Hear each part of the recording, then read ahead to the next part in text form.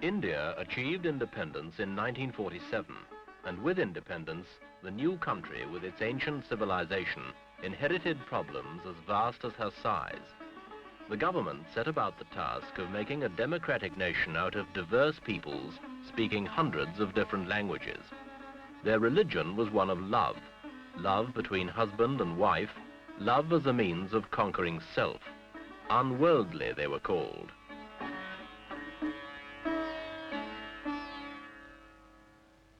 But they were united in their patriotism for Mother India, and some of India's harshest problems began to yield. One problem, the most serious, did not. The problem of Muslim versus Hindu, of Pakistan versus India.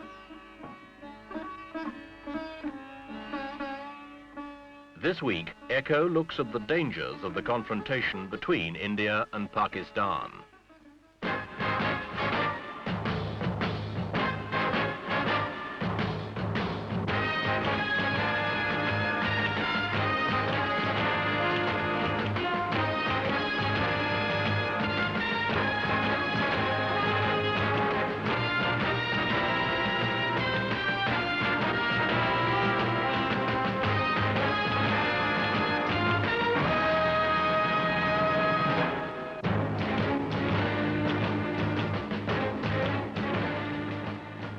New Delhi itself, the capital of India, illustrates the achievements and the problems.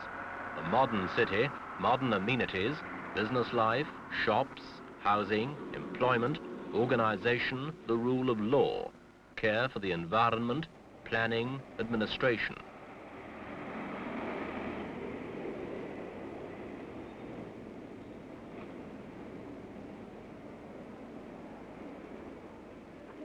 The old ways of life are coming to terms with the new. Overpopulated still, but India has made headway in controlling a disastrous rise in the birth rate. Indian farmers are taking to new ways. Miracle rice and wheat are beginning to feed the stomachs of a country that contains nearly 15% of the human race. The effects can be seen. Things are better.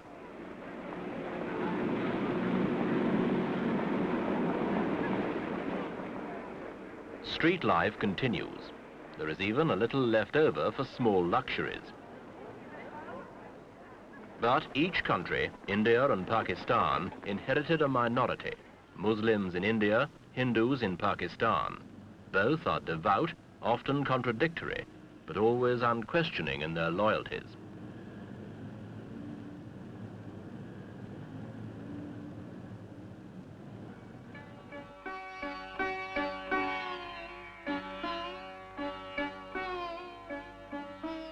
The Ganges, the sacred river of the Hindus, contains along its banks the continuing history of Hindu architecture and of Hindu devotion.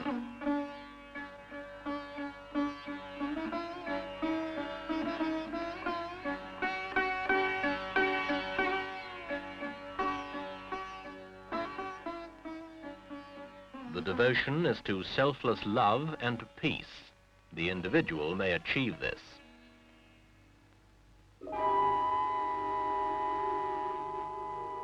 Others have war and hatred brought to them. A new terror has come. East Pakistan, where these refugees come from, rose against the West Pakistani government and declared a separate state, Bangladesh. The supposed domination of a government 1,000 miles away was resented by the East. West Pakistani forces were ordered to take over. Muslim fought Muslim. There were scenes of indescribable brutality. Little mercy was shown. These refugees, old men, the sick, women, children, the dispossessed, fled over the only border that was open to them, into India.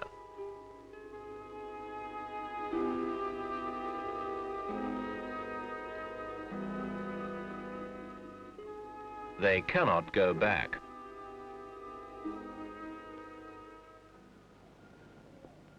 The insurrection in Bangladesh continues. These are highly trained professional soldiers. They wear the uniforms they wore as Pakistani regulars, minus the rankings. If captured, They are under automatic sentence of death. They are fighting for Bangladesh. West Pakistan is anxious. Bangladesh guerrillas sank 4 Pakistani supply vessels in 1 week. Reports indicate little cooperation from the East Pakistani people. West Pakistan suspects Indian influence, even penetration by spies and agitators. The Pakistani government fears India may try and settle old scores, Kashmir, various border clashes, by occupying East Pakistan and setting up a puppet Bangladesh regime. Pakistan's President Yahya Khan keeps his eyes on the Indian border. Well, I'm watching it with great patience.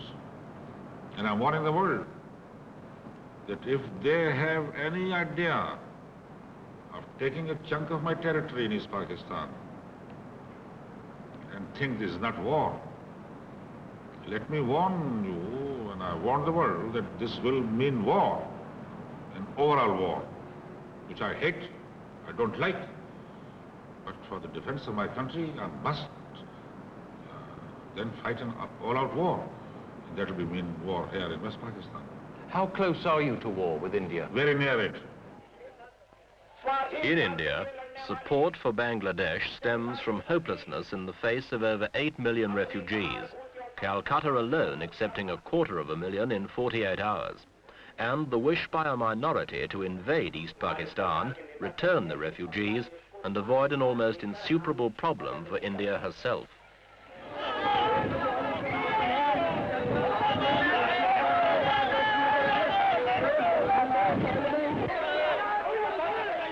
The police managed to retain control and try, wherever possible, to cool hot tempers, in line with the government's policy of Indian sovereignty and control within her own borders, while avoiding provocation to those outside.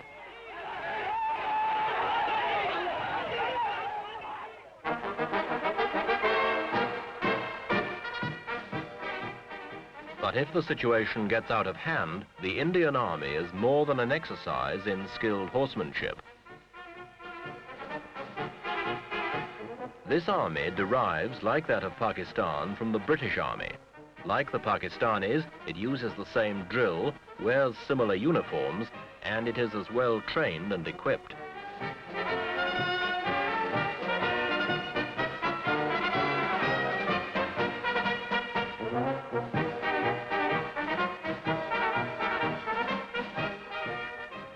Should these two forces meet in combat, it will not be with ceremonial pomp.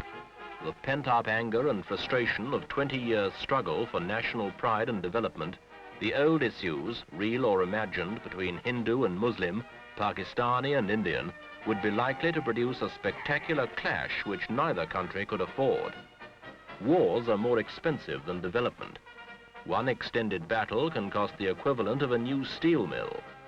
The hard reality is that countries desperately struggling with the economic and social problems of modernization simply cannot afford wars.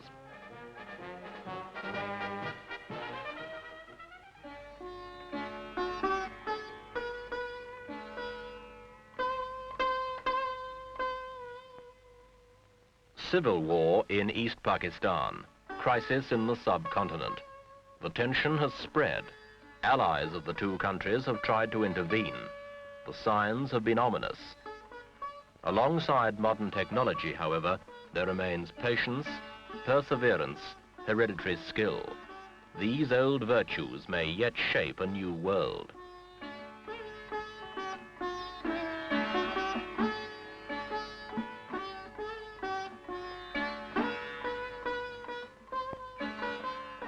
It is difficult to counsel patience to a people who have suffered centuries of poverty, famine, and underdevelopment, both Indian and Pakistani. An outburst of frustration would not be hard to understand.